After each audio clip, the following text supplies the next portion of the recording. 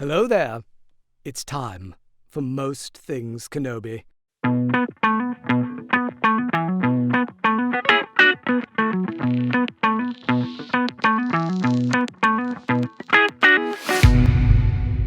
Hi everyone, welcome to another episode of Most Things Kenobi, a podcast about Obi-Wan Kenobi and all things Star Wars.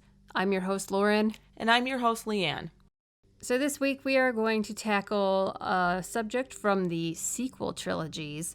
We're going to discuss Rey and why we think it would have been pretty interesting if she had been a Kenobi. And in another episode, we're going to discuss why it would be interesting if she was a blood-born Skywalker. But today, wherever you're listening, whatever time zone, we're going to delve into why Rey should have been a Kenobi. Now,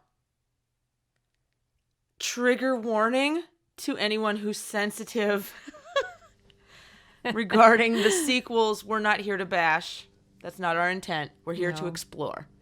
And so, yes, it's probably controversial that we're, exploring something that is not currently canon. But between you and I, Lauren, we've talked a lot about the things we've seen, the things that we wish we would have seen. A lot of indications that, wow, this would have really worked had she been a Kenobi. Mm-hmm. And not Obi-Wan's daughter. We're talking Obi-Wan's. It would have to be Obi-Wan's granddaughter, correct? I think. Because I think that's how. Ben Solo. Yeah, 'cause she's Palpatine's granddaughter, right. And she would have been from that same time period. Yeah, I suppose. Unless Palpatine was getting around a long here's the thing. Ago. Number one, I don't want to think about Palpatine getting around anything. I don't understand that. I don't have a good explanation, nor did they. And here's the elephant in the room. Who did he bang? And right? This is, okay, that's not the topic of this conversation currently, but it's But it is a question that a lot of people have. Where the hell did this start? I'm gonna need to see the family tree on this one. Okay. We've requested the family tree of the Reys family. For similar purposes, I'm gonna have to put in the request for the Palpatine family tree. Formal request to Disney. Please we and need thank to you. see this because it makes no goddamn sense. Well, and okay, for preparation for this episode, I just rewatched all of the sequels in a row over a couple of days. You are a strong woman. And I can't watch 3 movies of any kind in a row at this point in my life. So good on you, bestie. Good on you. They're long. Oh my God. I said many times, these are movies that will never end. My God. I enjoyed most of it for the most part. But I will say the Palpatine thing literally came out of nowhere. Yes. The end of Last Jedi and you go right into Rise of Skywalker and suddenly the first line of the crawl, that comes up is Palpatine has returned. And you're like, what? Yeah. From whence did he come? Yeah. I have no idea where that came from. Aside from the personal problems I have with Palpatine returning, I'll summarize it as this. It basically voids out Anakin / Darth Vader's sacrifice and the point of Luke. Yes. And his sacrifice. I mean, it kind of just null and voids that. Yes. But, okay, so we're presented with this. Rey is a blood Palpatine. Skywalker by choice. Skywalker by attitude. Mm-hmm. By personality, by choice. By the choices. She's a kind human. And a kind... Yeah.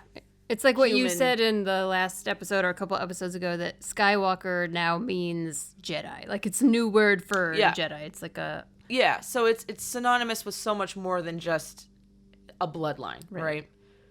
But we're here to flip that and say, what if she had been the granddaughter of Obi-Wan Kenobi? Assuming that Satine would have been her grandmother, correct? Not necessarily. Not necessarily. Could have been. It could have been somebody that is on Tatooine, or that's during that time period. There were a lot of lonely nights. He was a gray in fox. Tatooine.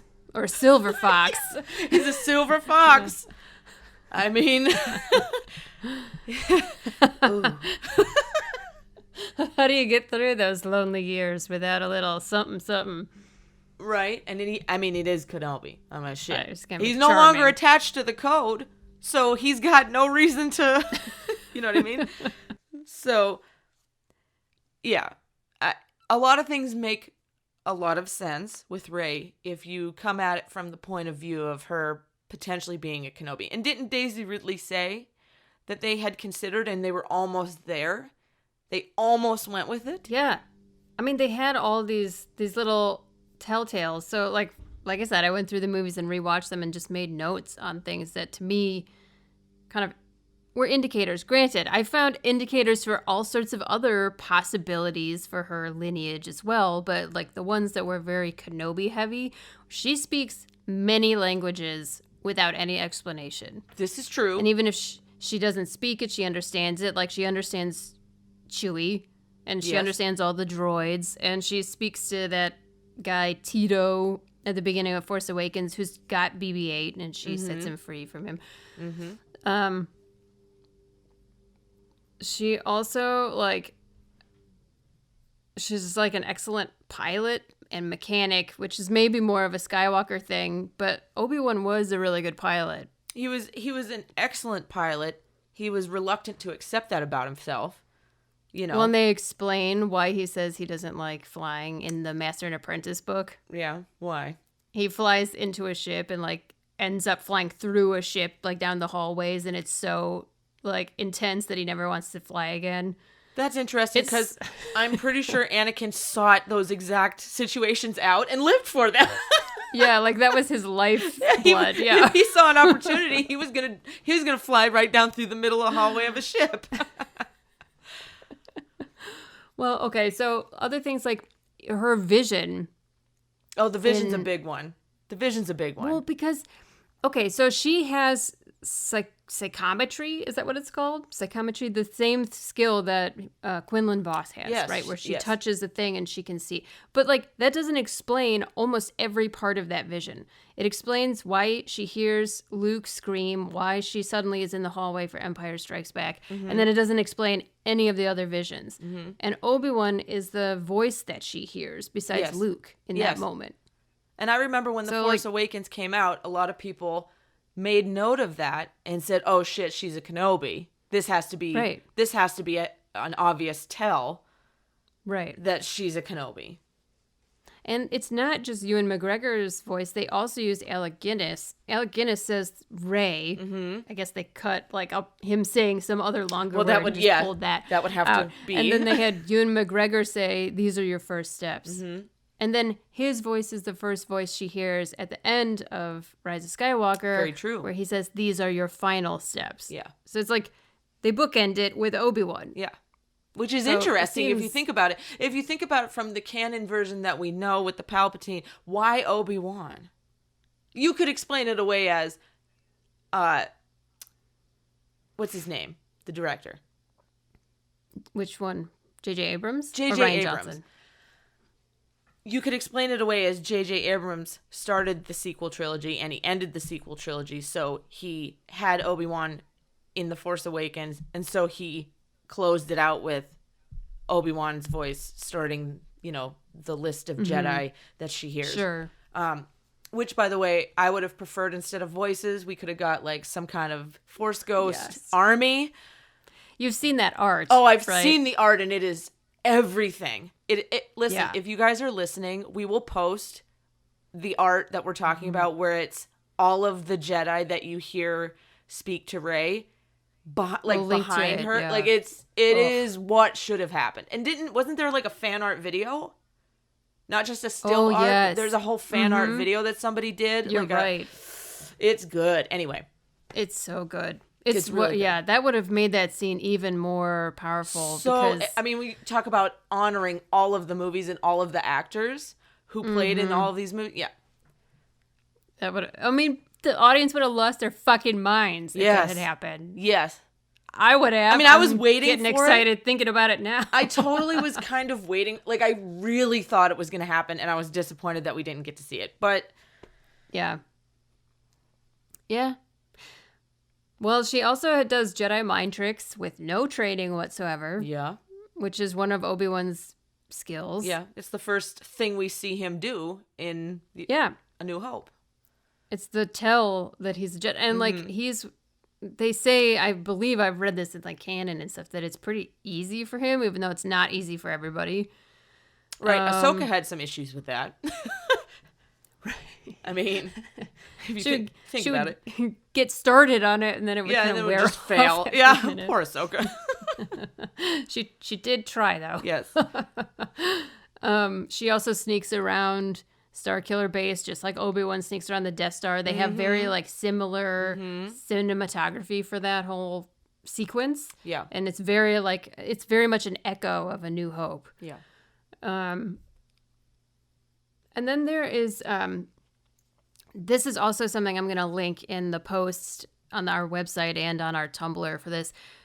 At the beginning of Rise of Skywalker, the first time you see her, she's sitting, levitating, with all these rocks levitating around her, which is an exact piece of imagery from a comic book of Obi-Wan. Oh, there you go. Sitting in the desert in Tatooine. There you go. He's sitting there, and, like, his cloak is fluttering around him, and he's got all these stones hovering around him. It's almost an exact copy of that image. So it's like they lead you in all these ways to think.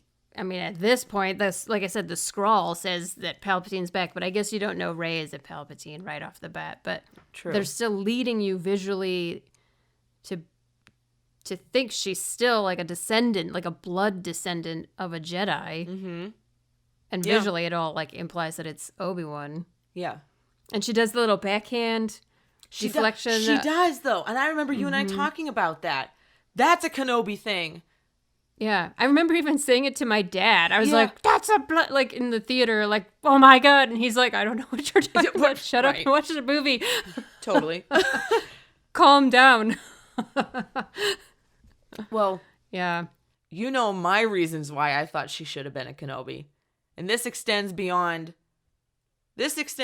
fact or theory of what we've seen. This is not me gathering.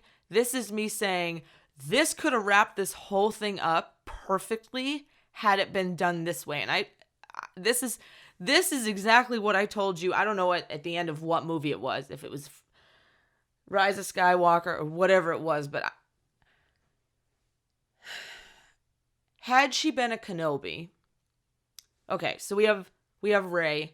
Let's say she's the granddaughter of Kenobi. We have Ben Solo, the grandson of Anakin Skywalker, okay? Anakin Skywalker and Obi-Wan Kenobi started this thing, okay? They were there from the fucking jump. Qui-Gon, Obi-Wan, Anakin. Obi-Wan and Anakin's relationship was the foundation for what ended up happening and how it led to Luke and Luke rising as the New Hope, right? Without what happened between Obi-Wan Kenobi and Anakin Skywalker, there would be no original trilogy as we know it. It was backfilled by George Lucas, right? Because we had the original trilogy first. But in A New Hope, it's Obi-Wan Kenobi versus Darth Vader / Anakin Skywalker, his best friend, his brother, and his, apprentice, right? They lost their friendship, they lost their brotherhood, what happened, and Palpatine won. Had Rey been a Kenobi, think of what the end of the Rise of Skywalker could have been.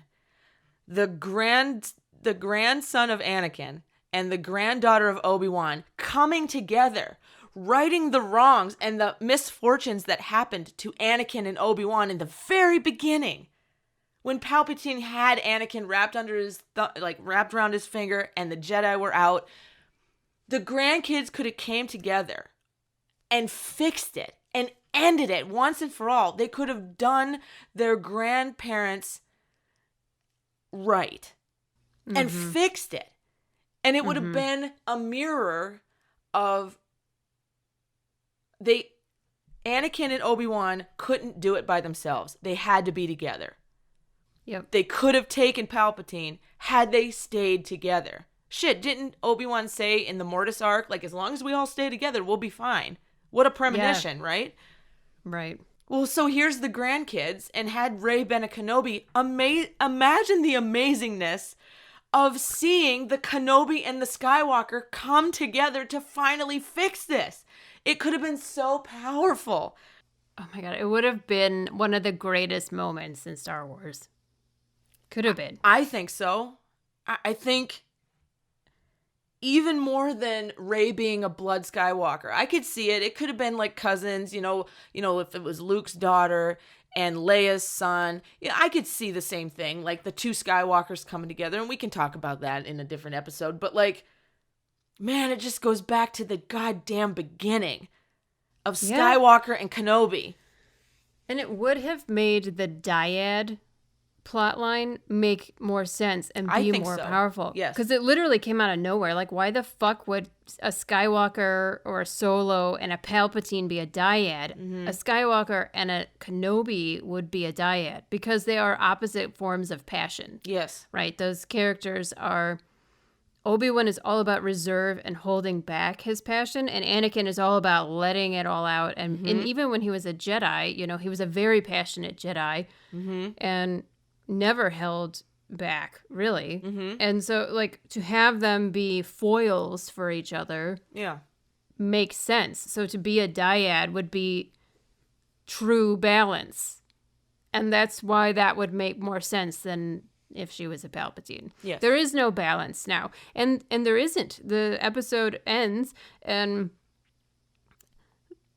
Sidious dies and Rey dies. That was balance. But then she comes back to life and Ben Solo dies. And now it's not balanced anymore. Balance is evil has to exist with the good. Yes. Otherwise, it isn't balanced. Yes. It's an imbalance. You cannot have one without the other. We know this in life. We know this in religion. We know this in Star Wars. Right. And yeah, I mean, we could go on about how Ben Solo probably should have lived.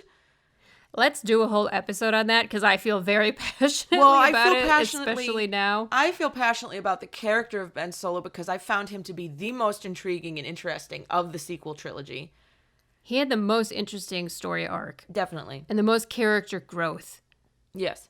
And it actually was very moving. And I think that's part of the actor. Adam Driver is so he was good. excellent. But like the scene where he fights Rey in Rise of Skywalker on the crashed Death Star, and then he's wounded and she heals him and runs away, and then his father appears, Han appears. That scene, I was just like holding back tears. Yeah, to this day, I always have visible emotion when that happens. Yeah, when he says, Dad. Right. Oh. Like, oh my God. He's still a kid. Yeah. Who just wants his parents' love. I mean, shit. Yeah. I mean, who was lost and led astray and manipulated. Was vulnerable. Yeah. Just like Anakin. Poor little baby boy. I do wish that we'd have had an Anakin moment where he just came up and backhanded Ben and said, "Don't do what I did, kid. God damn it." No, yeah, I'm just kidding. Come on, Kylo. Haven't you seen Return of the Jedi? Yes. I would have loved, not to take away the Han and Ben scene by any means. It would have been, people could say it's fan service. Yeah, I like fan service. You know why? Because I'm a fan. That's nice to have service to the fan.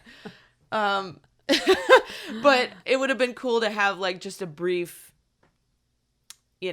because if you're going to bring Palpatine back, you have to bring the man back who originally ended him and brought balance, and Luke, which, right.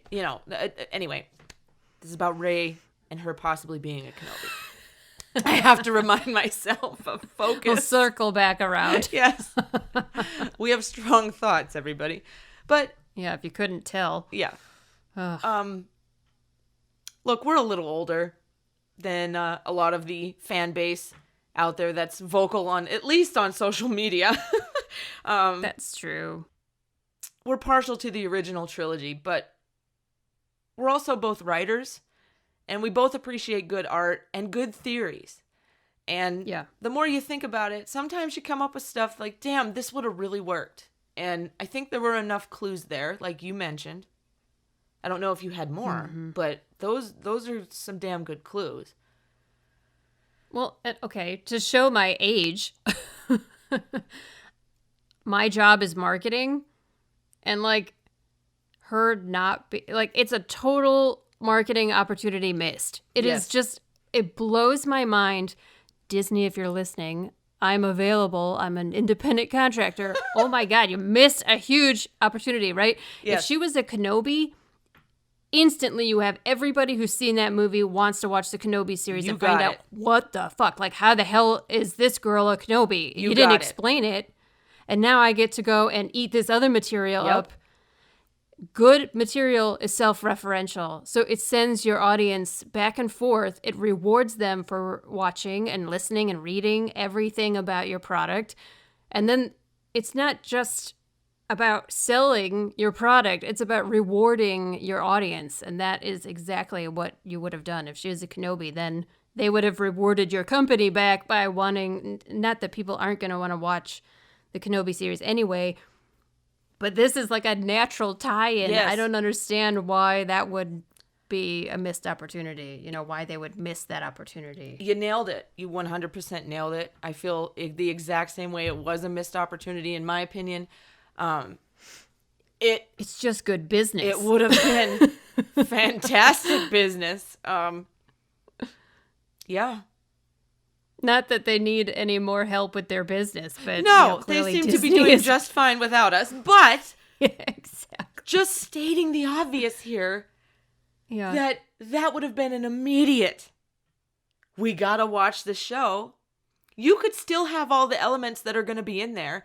The Darth Vader, Anakin, the young Luke, perhaps the young Leia, all of the, what we're going to get anyways. But it would have eventually gave us where Rey came from and filled in all the gaps. And think of all the side characters that would come from that.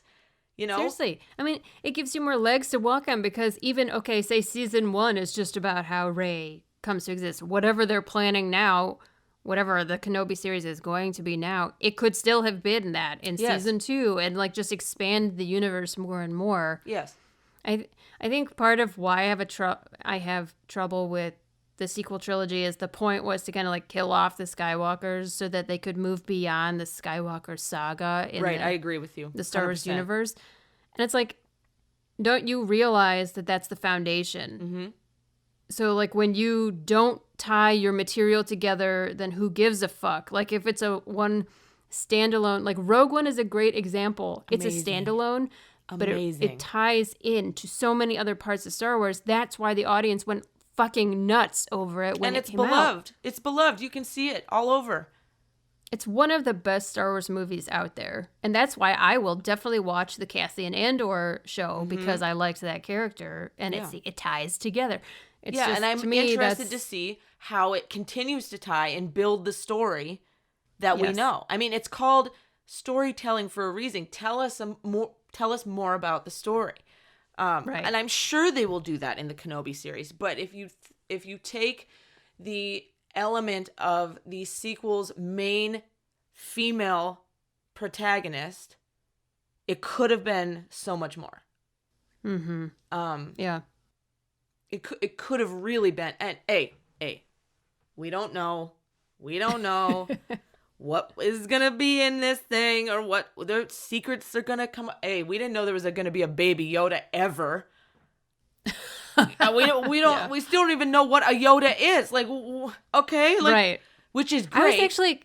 I was kind of disappointed that there was a baby Yoda because Yoda was an unknown species, and Yes. Do we have to explain everything? No. Can't things be a mystery? No, Sometimes but the thing it's is fun they to not know. They didn't explain it. I was so glad that they didn't find the planet and they didn't find the species. Keep that shit secret. See, Dave knows what he's doing. Yes. But they dangled something in front of us. I thought, oh, fuck, no, they're not going there. But they did. And I think they stopped right where they needed to. They yanked back right when they needed to. They didn't get too crazy. Yes. But, this makes me tired. Yeah. All these things. I know. There's so many threads to hold on to. Oh, man. Yeah, I think the biggest is that vision scene. It's very Skywalker-y. But why was Obi-Wan the voice she heard? Why? Yeah.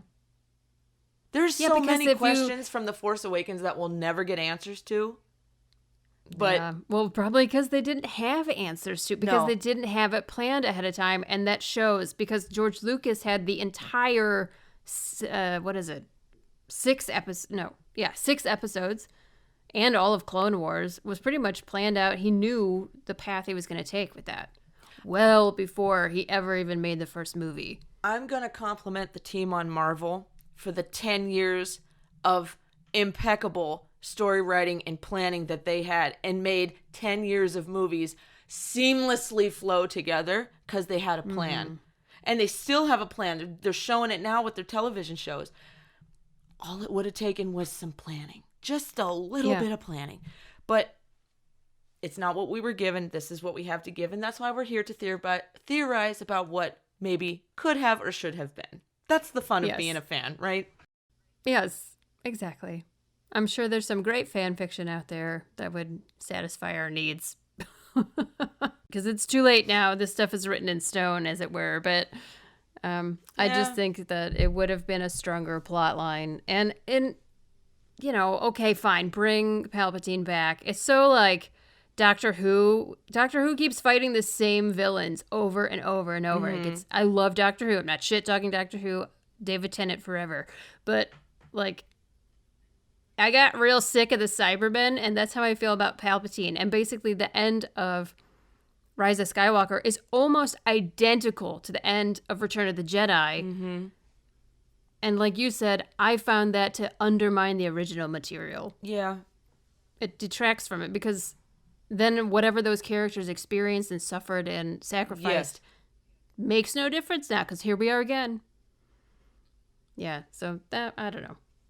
I did like the movie. I'm not shit-talking the movie. I like Rise of Skywalker. It's good. Mm-hmm. I don't like Last Jedi, but that's neither here nor there for this episode. Yes. But I do think that this would have been a much stronger story. We'll end here, but just play along with us. Picture Rey, the granddaughter of Kenobi, and Ben, the grandson of Skywalker, against Palpatine, this menace for fucking decades, centuries, whatever. The gnat on the horse's ass, if you will.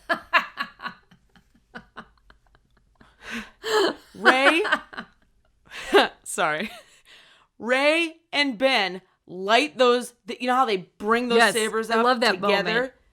Had Rey's been green. Yeah, oh my God, I'd have died. Right? Like, just as a nod to Luke, right? But, or fine, blue and blue, like Anakin and Obi-Wan, I can handle that. But had it been, right? Just a Skywalker and a Kenobi together again to take out what ended them in the very beginning. Listen, Qui-Gon is smiling somewhere at this theory. That's all. Seriously. He would have been very pleased. Oh my God, yeah. I want that so badly. I can't even tell you. Like, I know. The ending was so satisfying except for that. Yeah. That and Ben died. Yes. Like if they... Two things that... If he hadn't died, it would have been like the reward that Rey deserved. A partner, a companion, a family, which she had with her friends. But this would have been a deeper, because Luke had the same thing, right? Like he has his friends and his family, but he had nobody to understand his burden as a Jedi at the end of Return of the Jedi. He's standing there alone and he looks over at these ghosts. Like he's got ghosts for company. Mm-hmm. Mm-hmm, that's it. Well, so did Rey. She literally is a Skywalker in this respect. All she had was herself, and then she looked over and there's a couple of ghosts. Yes. So true. Which was beautiful, by the way. It is. It's really beautiful. But Luke and Leia at the end, it needs to end with them. And so I had a moment while I was watching that last scene where, like, it could have been okay, too, if she had said Solo. Like... Skolo? No, Solo. Like, Han Oh, I thought you said Skolo. Like, what's Skolo? Like, instead of Reylo, it's Skolo. Skywalker Solo? Oh, I mean, shit. Did we just make a new hashtag? Skolo! Skolo. Well, because... Like, if you're all into Reylo, I mean, like, if you're into Reylo, which I'm not opposed to, I'm okay with it. Like, they have this moment where they exchange life force with each other. Like, she gives her life force to him when she wounds him. He brings her back from the dead, which Anakin would have liked to know how to do that. Like, yeah. What the fuck? Right? I guess Palpatines really do know how to do that kind of shit. I guess. What the fuck? Anyway. Well, I would have thought, like, Luke and Leia are standing there looking at her, and it's like, she would have been the union of a Skywalker and a Solo, but I guess that'd be all sorts of weird. Because they'd be cousins, right? So I guess it's best that they're not related, but... Now we're getting into Game of Thrones territory. Where there's... literal family trees of, I guess that was acceptable until about 50 years ago. Yeah, I guess. But in this respect, we're talking she's a damn Kenobi. Yes. It would have worked. Yeah, it would have been right? so fucking good. Right? Would have been, How great would that be, too, to have a Kenobi on Tatooine bearing those sabers, and she said, Rey Kenobi. Ha I have so many feelings.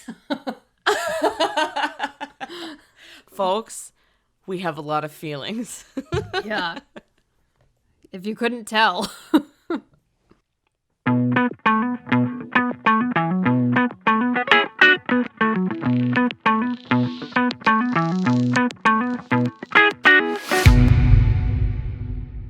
Last week, we asked our listeners what they were wanting to see in the upcoming Kenobi series, and here are 2 comments that stood out. Kiara on YouTube says, very simply, and we agree, she says, I just want to see more Obi-Wan content with Ewan McGregor. I don't ask for more. I trust him. Just give me the Kenobi series already. Kiara, we are with you. Yeah. Give us the goods, Just right? do it already, guys. Come on. And then Jernan, who wrote at least a 4-page novel. Thank you, Jernan. We appreciate you. I'll just read her first sentence that says, she does say, I could go on for 5,000 plus words. She's going to try to keep it brief, but she says, I am 100% convinced Qui-Gon is going to make an appearance in the Kenobi series, and I would love it to go down in the manner as you guys explained. And if you haven't listened to last week's episode, go ahead and give it a listen, because we can't wrap it up, or sum it up right now. But yeah, we are definitely also hoping that we get some Qui-Gon moments in the Kenobi series. Please, powers that be at Disney. Very that was the worst rhyme I've ever come up with. I'm embarrassed for myself.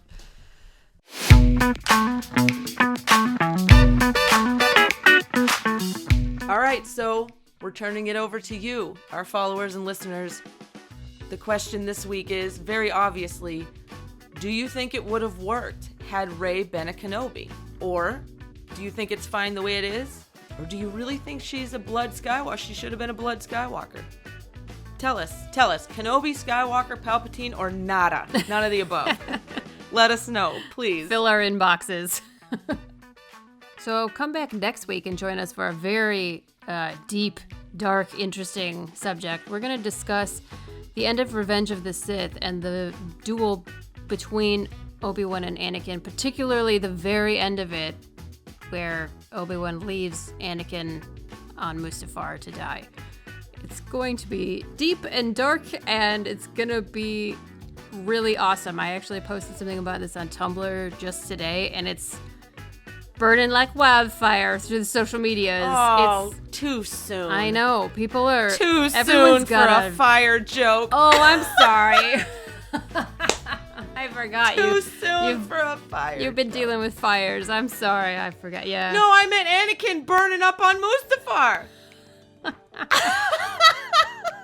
Okay? I'm sorry. All right. Thank you so much for joining us here on the Most Things Kenobi podcast. Remember to follow us on Tumblr, Twitter, and Instagram. And don't forget to subscribe on your favorite podcast player. Plus, you can always find us over at mostthingskenobi.com. So until next time, my space twin, may the Force be with you. Always.